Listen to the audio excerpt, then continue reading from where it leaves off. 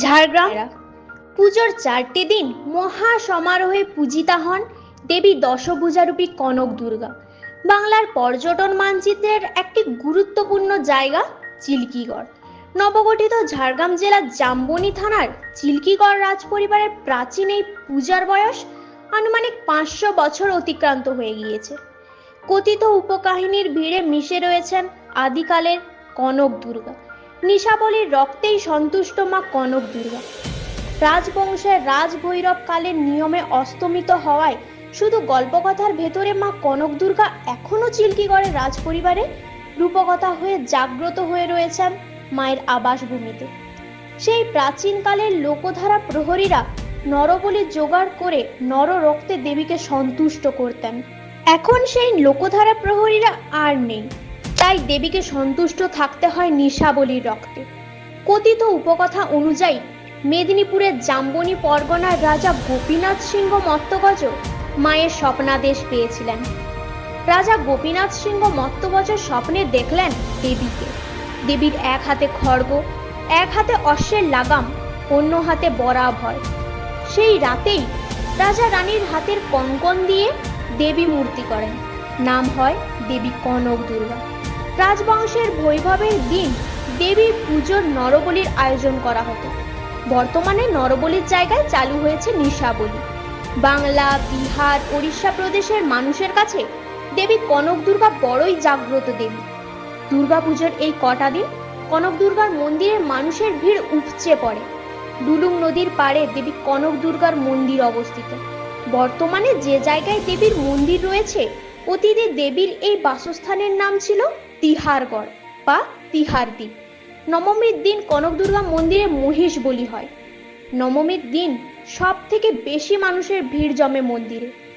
কথিত আছে আগে দেবীর পূজার জন্য নিখুঁত মানুষ ধরে নিয়ে আসা হতো।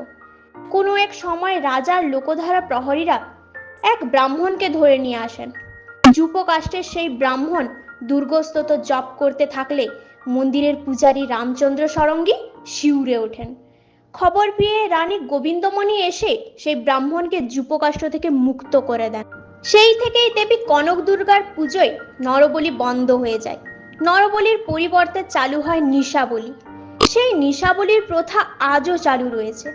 বর্তমানে চিল্কিগড়ের যে স্থানে দেবী কনক দুর্গার মন্দিরটি রয়েছে, সেই জায়গাটির নাম গড়লাটা।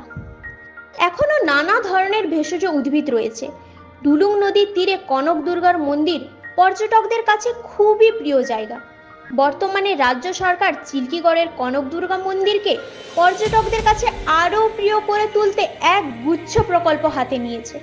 রাজপরিবারের বর্তমান সদস্য বিজয়চন্দ্র দেও ধবলদেব জানিয়েছেন, পুজোর শেষে দেবীর ঘর ডুলুং নদীতে বিসর্জন দেওয়া হয়।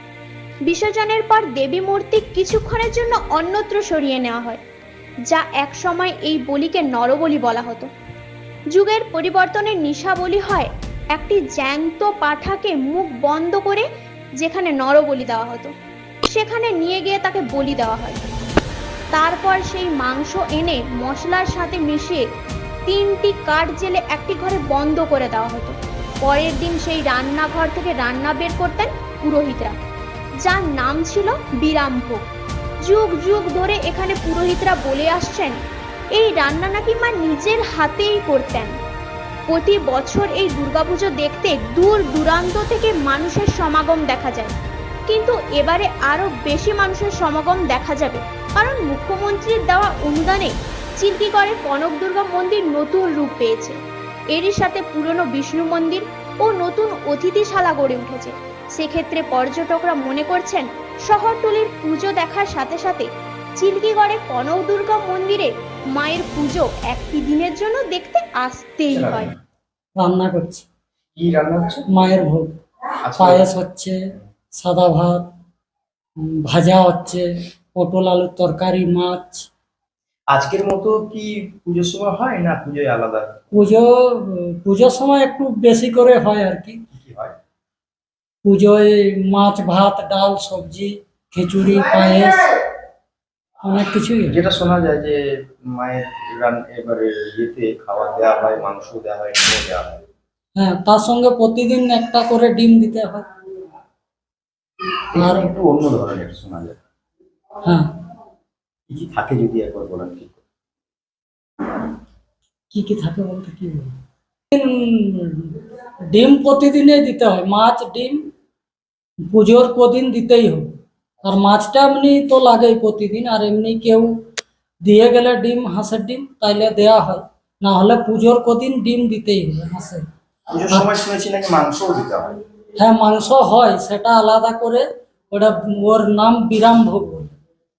ওটা একটা মাটির হাঁড়িয়ে নিশা বলে একটা বলি হয় জঙ্গলে গিয়ে, সেইটা আবার এনে কেটে একটা মাটির হাঁড়িয়ে সমস্ত মশলা মাখিয়ে চাপি দেওয়া হয়। ওটা ওই ওই রুমের মধ্যে তালা মেরে দেওয়া হয়। সেই তালা, সেই চাবি রাজবাড়ি যায়, রাজবাড়ি থেকে এসে তারপরের দিন খোলা হয়। সেই ওই সেই ওই রান্না কি মাংসটা আপনারা দিতে, করেন? হ্যাঁ, আমরাই করি, ঠাকুর মশাই আছেন উনি করেন। যেটা শোনা যায় এই যে আপনারা ঢুকিয়ে দিলেন, তালা লাগিয়ে দিলেন, তারপরে রান্নাটা কিভাবে হয়? তারপরে ওটা আপনা আপনি যা মায়ের ইচ্ছে। আচ্ছা আচ্ছা। আপনি কত বছর ধরে করছেন? আমি প্রায় 12 বছর। তার আগে? তার আগে বাবা করতেন। না, আপনাদের পূর্বপুরুষ ধরেই চলে আসছে। হ্যাঁ, আমার বাবা করতেন, তারপর থেকেই আমি করি। কি নাম আপনার? আমার ত্রিলোচন পাত্র।